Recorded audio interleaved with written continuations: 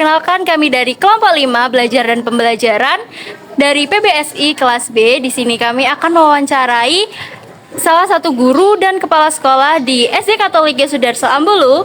Baik, perkenalkan saya. Pose with the fans.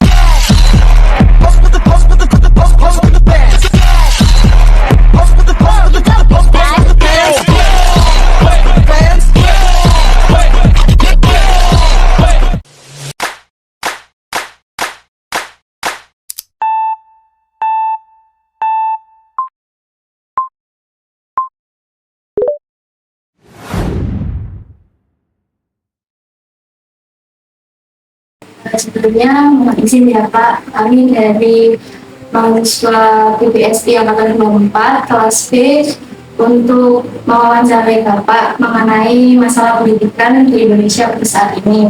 Sebelumnya mohon izin untuk Bapak memperkenalkan diri. Baik, terima kasih atas kedatangan dari mahasiswa dari Universitas Jember. Saya Pak Rizky, melengkapnya Rizky Kristianto. Saya ditujuk sebagai kepala sekolah di sini di SD Katolik Yesudarso Ambulu. Sebelumnya Bapak itu melihat pendidikan di Indonesia itu seperti apa sih Pak? Secara garis besarnya saja. Secara garis besar, untuk pendidikan di Indonesia ini memang kalau kita melihat, kalau kita membandingkan dengan pendidikan di luar negeri tentunya berbeda. Bedanya kenapa? Bedanya dari sumber daya manusia punya beda, baik dari tenaga pendidiknya maupun siswanya, juga berbeda dari unsur budayanya. Nah, tapi kalau kita mengambil secara khusus di Indonesia, ini pendidikan sudah sangat bagus, sudah sangat maju, tentunya dengan kurikulum yang ada dan banyak juga motivasi, juga perubahan-perubahan yang membuat pendidikan di Indonesia ini semakin hari semakin bagus, semakin berkembang. Tentunya dalam mendidik anak, bukan hanya dalam pembelajaran di sekolah saja, tapi pendidikan secara karakter ini semakin bagus untuk pendidikan di Indonesia. Nah, terus kan tadi Bapak menjelaskan bahwa pendidikan di Indonesia itu sudah bagus ya Pak. Namun di lain sisi pasti kan dalam artian bagus itu masih ada kekurangan.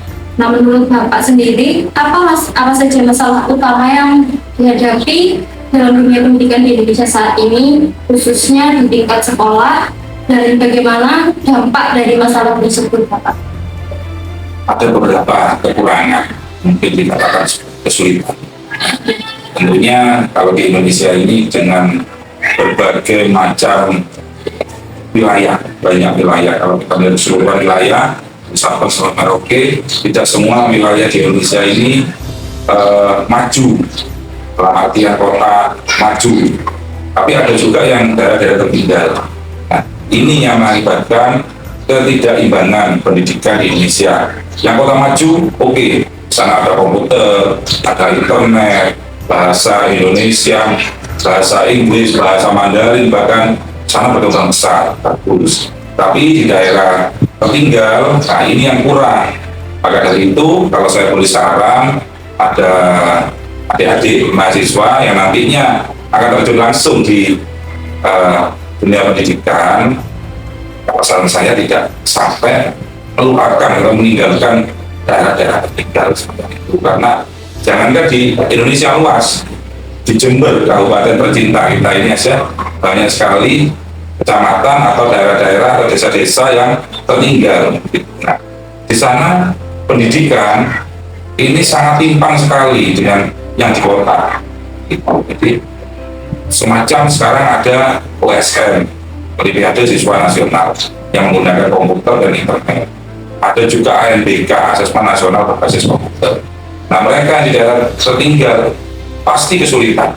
Jangankan komputernya, jaringan internetnya saja sulit. Nah, itu yang menjadi kekurangan pendidikan di Indonesia. Artinya keseimbangan ini kurang, keadilan itu kurang. Itu menurut saya. Mungkin sekarang ada pergantian kurikulum, yaitu kurikulum merdeka. Nah, bagaimana pendapat Bapak tentang implementasi kurikulum merdeka? Apakah efektif dalam mengatasi tantangan pendidikan pada saat ini di Indonesia? Terkait pergantian kurikulum memang sering sekali. Bahkan kalau orang awam mengatakan ganti presiden, ganti menteri, ganti kurikulum, nah seperti itu.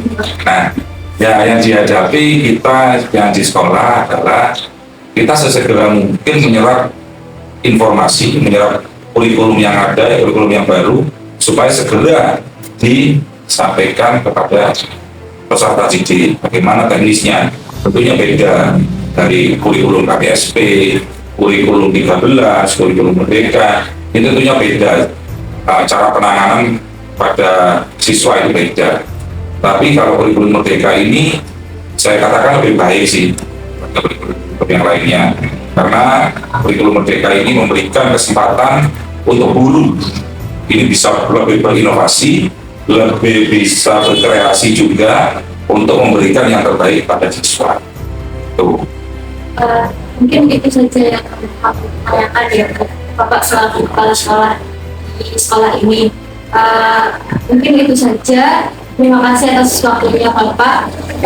Maaf juga kami mengganggu waktunya jenengan dalam melakukan tugasnya. Terima kasih ya Pak. Terima kasih sama-sama. Semoga pendidikan di Indonesia semakin hari semakin maju dan adik-adik mahasiswa selama melaksanakan program-program perkuliahan semuanya boleh berjalan dengan lancar, sukses dan boleh menggapai. Terima kasih Bapak. Ya, sama-sama.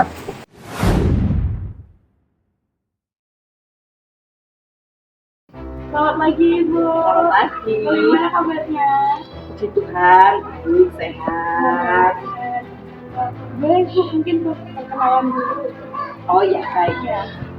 Perkenalkan, nama saya Valentia Ariadna, biasa dipanggil Bu Nana. Saya seorang guru mengajar kelas 4 di SD Katolik Yesudarso Agung. Baik Ibu. Terima kasih. Jadi ini Bu, di sini kami itu mau nanya-nanya tentang menurut Ibu, pandangan Ibu, apa saja sih masalah utama yang dihadapi dalam dunia pendidikan saat ini, terutama di tingkatan SD? Baik, menurut pengamatan saya, ya, masalah utama adalah kurang semangatnya anak-anak untuk belajar ya. Mungkin banyak hal yang mempengaruhi.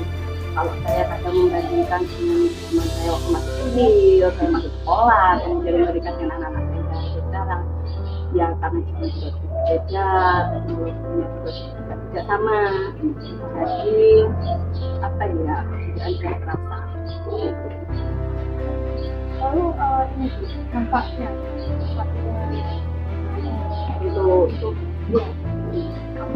Itu dunia pendidikan ya. Ini tahu kalau anak-anak ini sudah mulai aktif, mahir pakai gadget, menggunakan handphone, bahkan mereka yang harusnya belum diizinkan screen apa ya, lihat HP gitu ya sama orang tua. Mereka alasannya terhantar dikasih HP seperti itu, jadi mereka apa-apa terbiasa dengan handphone. Nah, kemudian dengan penggunaan handphone ini segala sesuatunya kan serba instan. Nah, jadi anak-anak sekarang saya rasa kurang menghadapi yang namanya proses.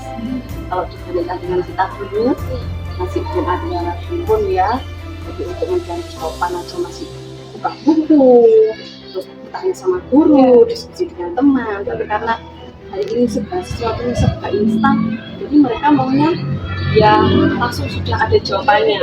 Padahal proses itu sangat penting gitu ya. Jadi kenapa? Karena saya juga di sini lebih menekankan dengan proses. Jadi bisa itu bukan perkara kamu tahu jawabannya, tapi proses apa ya? Kamu menemukan jawabannya kan melalui beberapa proses.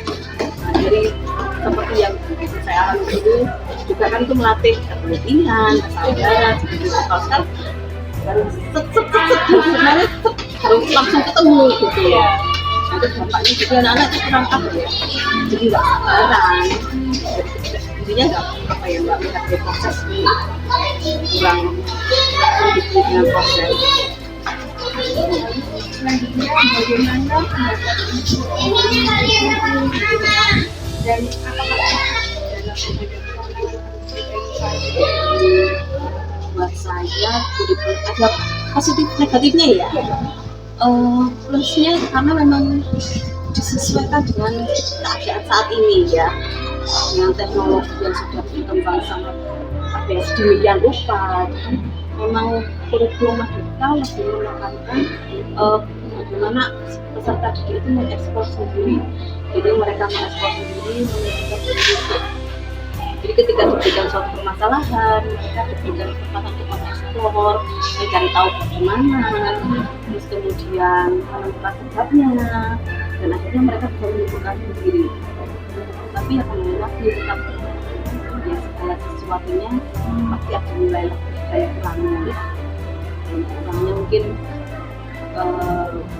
untuk daerah yang seperti perkotaan mungkin ya itu bisa dilakukan ya, bisa dilakukan dan berkenan dengan anak-anak yang berproses untuk jalankan laptop untuk sinyal sendiri. Kadang mereka kan kesusahan gitu, padahal untuk kurikulum berbasis itu memang kita perlu yang namanya teknologi. lalu tantangannya menghadapi saat ini. Tantangan kami Iya, seperti sebagai guru. sebenarnya harus lebih sabar ya. Harus lebih telaten menghadapi anak-anak ya, dan anak yang saya bilang tadi. Jadi mereka maunya ketika kita menyodorkan suatu permasalahan, hanya kami kan, ayo dilihat dulu permasalahan itu, lihat, telaah, kemudian ini nanti solusinya bagaimana, proses untuk menemukan solusinya bagaimana. Nah, kami kan harus mendampingi itu. Tapi kadang anak-anak kan, ya ini saya bilang tadi, sebenarnya serba instan, serba satset gitu kan.